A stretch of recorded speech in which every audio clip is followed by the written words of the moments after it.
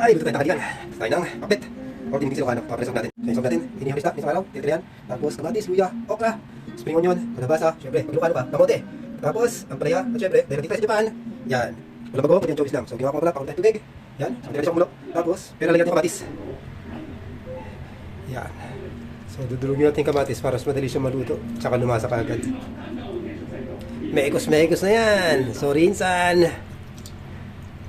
Yan. So, pakukuloy lang natin. Kain ka lang, matay barangay. Makalo, hindi ka kahit tapos ng saluyot. Ito na yung palang saluyot, pero maliit pa. Kanin lang ka ng taon. Tapos yung buto, pinila ko. Pero siya matubo. So, yun na. May meron ko pakulo. Kaya lagi masaw. Yun. So, kumukulo na. So, yan. Kumukulo na. Alright. So, medyo kumuli na yung kamatis. Medyo na mula na yung sabaw. So, natin ilalagay syempre. Kalabasa muna sa kamote. Kamote. Tapos kalabasa.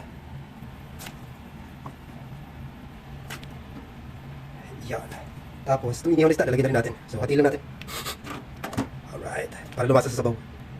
So, yan. Lutuin natin yung kalabasa, tsaka yung kamote. Tapos, susunod natin yung mga ingredients na yan. So, maya ulit. So, yan.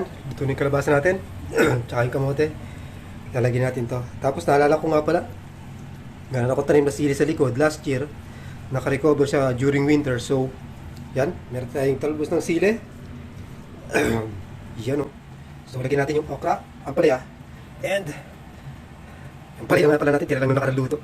So yan, sili pare, okra. Tapos, syempre, spring onions. Oversize. And, pakukulo natin yan. Tapos 2-3 minutes, dahil ayoko naluto masyado yung okra tsaka ang palaya. 2-3 minutes. Pagod natin ulit.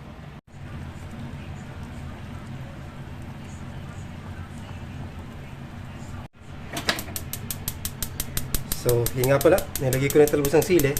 Tapos pinatay ko na rin siya. Gano'n siyang apoy. So, luto na lahat yan. Ready for supper na. Dahil ibang oras na nakapagluto. So, yun muna. Yun. May nakalimutan nga pala ako ilagay. Yung anchovies. So, lagyan natin. Wait lang. Let's go. Lagyan natin ng pag-uong, anchovies. Yep, that's enough. Kasi mga 2 kutsara siguro yan. Lagyan natin. So, yan. Yan na yung ating tanghalian, hapunan. Ito na yan. Turn off natin.